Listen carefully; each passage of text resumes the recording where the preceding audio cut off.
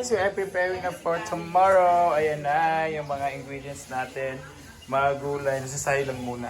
Ito yung mga bago nating biling. Sa tawagan niya, mga gamit sa kitchen, mga kitchenwares. Yan yung mga panapot guys. Nasasayo lang kasi nandito kami sa taas lahat. And ayan na yung mga bagong plates and serving plate. Sa mga serving churba na siya. Silupin, mga ganito, mga kuha sa asin at sugar. Ito na sa mga soy sauce, may bagong baso para sa kuan, mag-drink, yan. And silupins para sa mag-take out. So, let's start. Dito naman sa labas, guys. Ayan. Ayan, oh, ayan. Naka-set up na kukunin yung motor. So, may mga yung mga chairs bukas na kasi baka gabi na si mawala. So, yan ang kakain yung mga ano lang, yung mga gusto kakain dyan. So, sa makuan lang siya sa maapod. Ay, ginawa ko. So, let's start. Good luck sa Beshnesh tomorrow. Hi guys! So now, let's cut our gulay.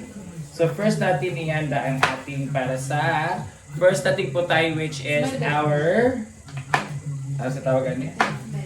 Pakbet. The masharap. Sana baby, pwede bukas siya pakbet. Mura kung mga, lagi akong camera kay Mura, magkaroon kriminal niya akong camera.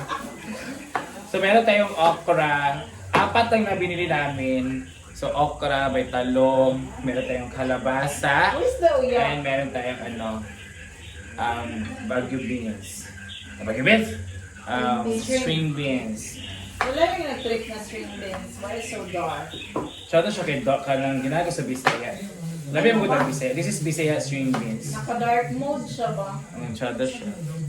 Bisaya siya dayo. Ganda siya. Maganda siya kasi Bisaya is very green. At then, mura lang siya. Same sila of price.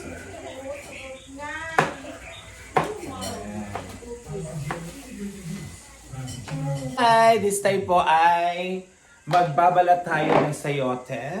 Itong sayote po is coming from Apos Kahoy. Apos sa Kahoy. Ayan, 4. So wala tayong binigay ito. So ibibita na natin bukas. Kaya para naman pandagdaging ka. Ay! Ginawa ko. And nalagyan natin siya ng itlog bukas. So this is sayote with egg and it's very delicious. Claiming, manifesting a delicious. Ay, lahat naman na. Ay, natapos ang ating para sa ating pakbet. Ayan, so hugasan na natin yan ngayon. So after that, itong ating mga panakot. So bumili tayo ng dalawa dito. And ito sayote muna tayo. Yan, I'm done with our sayote. So, it will take time kasi napakaliit pa ng mga slice. And now naman ay meron tayong Baguio beans. And meron tayong ayan, cabbage para sa ating pansit. So, hindi mawala yung pansit kasi yung pansit talaga ang nagpabubuhay sa amin noon when I was, tawag nito? Nagbo-board pa ako doon sa Taguluan Community College. Pansit ang lagi yung inuulam namin kasi yun ang affordable. Kaya ngayon, nagka-relate ako sa mga student dito. So, magbibenta tayo ng pansit kasi yun talaga yung sa Bisaya madali-dali ba? Mabilisang pagkain. Aside sa mga instant noodles, mga instant food. So, slicing it now for pansit. Tapos na tayo mag-slice. So this is cabbage and the Baguio beans para sa ating pansit. And ang ating talong, kalabasa, okra, and sanibatong para sa ating pakbet. So this is also, itlugan na po natin to ng sayote para sa ating other putahe. So, ready na para tomorrow. So, para lutuin na lang para hindi na mag-slice. So, meron din ditong itong atsal, itong bawang, itong sibuyas, yan, spring onions. Para sa slice na siya para diretso na tayong pagluto para sa ating mga aromatics. Diba? So, see you later. So, hi! It's 4:30 and we are already wake up. Gising na po tayo. And nakasain na tayo dito. Dito natin saing sa kanin. Then, ibibenta natin yan is 15 pesos per serve. And, masarap kasi siya pag kahoy. we decided na dito sa kahoy magluto. So, ito lang, maliit lang muna. Kasi, you know, baka walang kakain. So, just a trial and error muna kasi nagkakaano pa lang natin, kakaumpisa. So, good luck!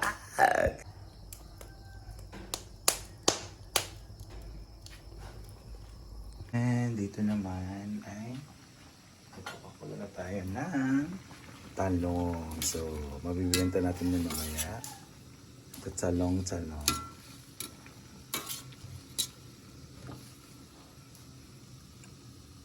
And hatiin natin itong chicken kasi it's 25. Ito lang.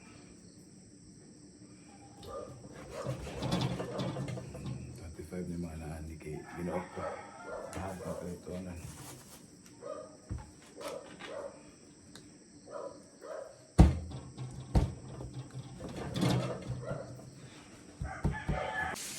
And we are starting cooking na. Ayan, this is what we call our tortang talong.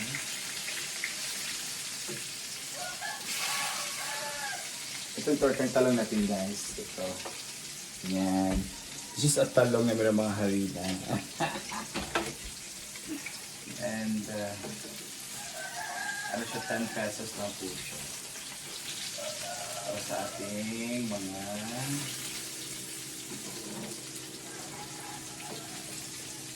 customer na mga gwapa-gwapo. Let's start cooking na. Ang next natin is pansit. Ayan. So, mantika lang po. Initin lang natin yung mantika. So, hindi siya balanced diet. Ayan. Ito naman sa kabila is our sayote.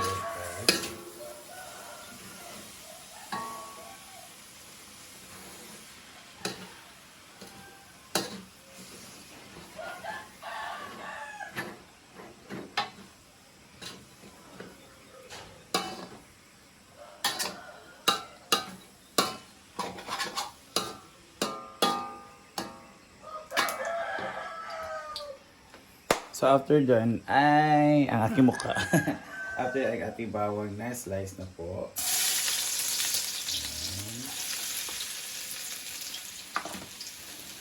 So mekos. So ng bawang ay ating sibuyas. Mekos.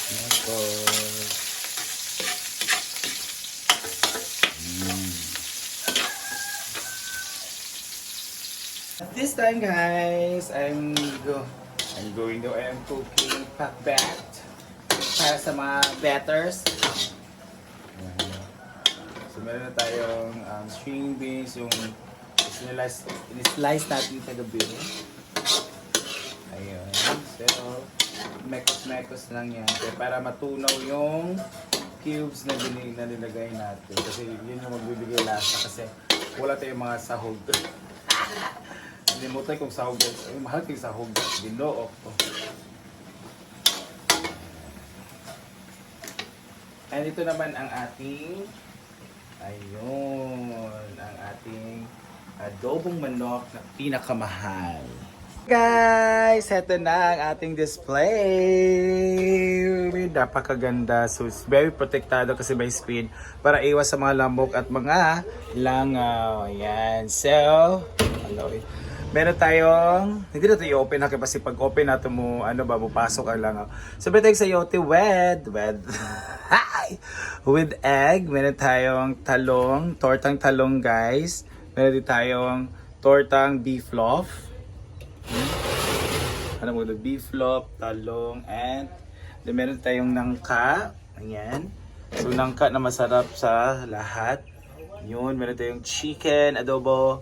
Meron tayong pakbet and pansit. So, konti lang guys kasi, you know, we are just starting. So, kailangan nating magsagip ng mga mag-encourage ng mga tao to buy para dumami. Kung dumami,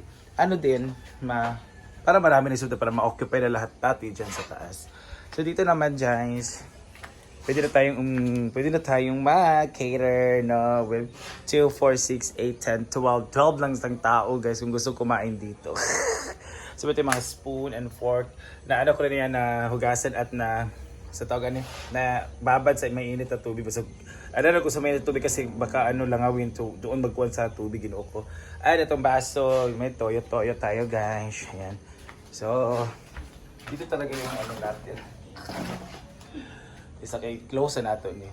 And of course, meron tayong pwede mo siya i-reset up na pwede ganon kung maraming tao may kung marami lang I don't know kung marami. And meron tayong water dito yung water.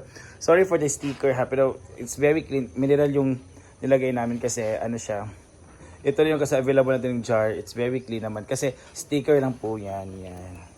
Bagong hugas. We're just waiting kasi yung iba nag-ano sila just having class. sana may bumili at pero ginawa ko, Lord help us, ginawa ko. So, thank you for the support, guys. Yay! We have our first customer. Our friend, yung sila ma'am and sister. Yan. Thank you so much for visiting. And guys, time check. It's 3 p.m. and madami pa rin. Ayun. Wala ito masyadong benta. So, that's the first day. So, that's life, that's business. So, patuloy pa rin tayo. So, pwede naman dito magiging ulam namin mamayang gabi. Pero itong chicken, pwede pa ito tomorrow. Ito hindi na. Ito pwede ito kasi paperito to eh. Pero itong apat hindi na magiging ulam na yan mamaya. So, that's it. Patuloy pa lang laban. Thank you.